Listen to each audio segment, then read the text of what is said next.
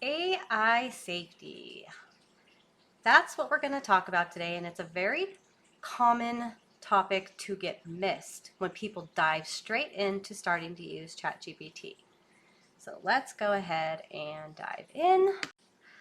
Okay, so let's talk about one of the biggest headaches with AI right now, and that's data leakage. Basically, this is the nightmare scenario for any business using AI. If your data slips out, it can include sensitive stuff like customer information, financial details, or even internal strategies. Not good. The thing is, a lot of leaks don't come from some scary hacker in a hoodie. Most happen because of sloppy handling of data. That's why the NIST and others have been working really hard to put together guidelines to steer us in the right direction on how to keep our data safe. And the kicker is that even small businesses can't ignore this. Personal people in your personal self can't ignore this. You might think, oh, I'm too small for anyone to care. No. Unfortunately, if you're handling customers' information, you are a target. So dialing in your data control settings isn't just an optional thing, it's survival. Okay, so we just talked about why data leakage is such a big deal. This is currently the biggest vulnerability with AI, so it warrants further discussion. Think before you hit enter after a paste. Sometimes we get in a hurry and our Control C, Control V get on complete autopilot. Before you hit enter, just stop and think. Don't share personal or customer data. That means no credit card numbers, no passwords, no addresses. Just assume that once you type it in, it's no longer under your control. And never upload medical or sensitive legal records either. Those are prime targets for misuse if they're leaked. The key point to remember, if nothing else in this video, is every time you go to use an AI tool, run through it. Am I about to pay something personal, sensitive, protected by law? If the answer is yes, just stop and consider. I'd always say in the back of my mind, when in doubt, keep it out. Now let's go over hallucinations. And no, not the trippy kind. In AI, a hallucination is when the system just lies. It just makes stuff up. It doesn't want to let you down if it can't perfectly answer your question. The good news is the newer LLMs, AI models, have gotten incredibly better than just a few years ago. It was terrible. But the AI will still literally spit something out that makes sense, sounds polished, but it's flat out wrong. That can become very dangerous territory. So while there are ways to navigate through this through proper prompting, it's just good to always keep this phenomenon in the back of your mind while you're working with it. Just have that golden rule of always having human review, and you'll navigate through this issue just fine. When it comes to bias, it really is coming down to whether your data is representative. Think of it like this. If you're training a customer service chatbot and 90% of your data comes from one region, let's say the West Coast, but you plan to roll it out nationwide, that's data dirt. The model is going to reflect only West Coast habits and miss the way customers talk or act everywhere else. Biases can also sneak in based on the training behind the AI model. So to reduce these risks, just make sure that you're checking the results and thinking through the data you provide to ensure a wide representation of your data set, meaning your data should mirror the range of people, situations, questions that your business actually serves.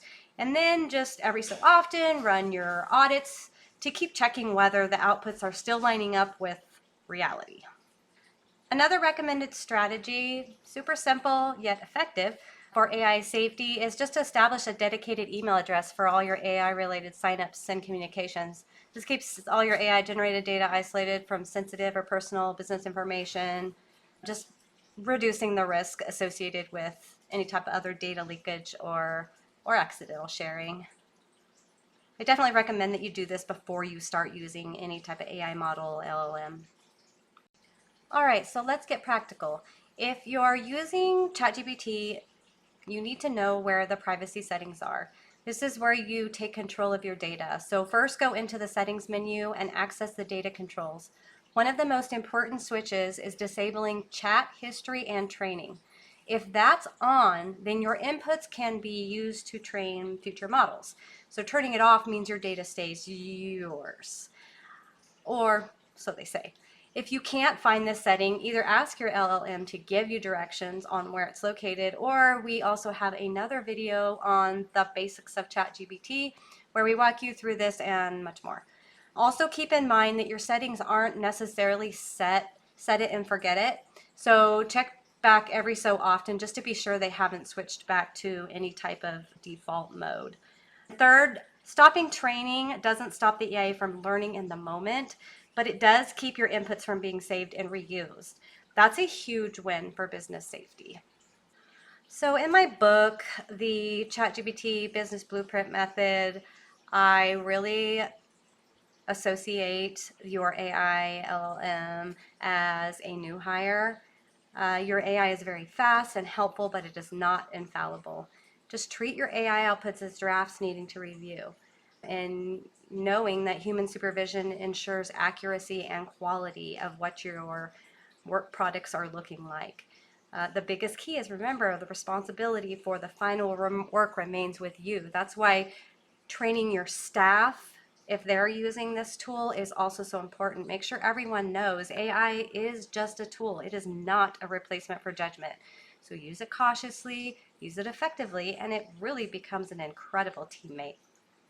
I thought I'd share just one real world example of where someone has taken AI's information as face value and it ended up costing them money and likely their reputation in the end. This was the case of Mata versus Avianca Incorporated, and the plaintiff's attorneys used ChatGPT in drafting a brief, and the AI fabricated, made up case citations that didn't even actually exist.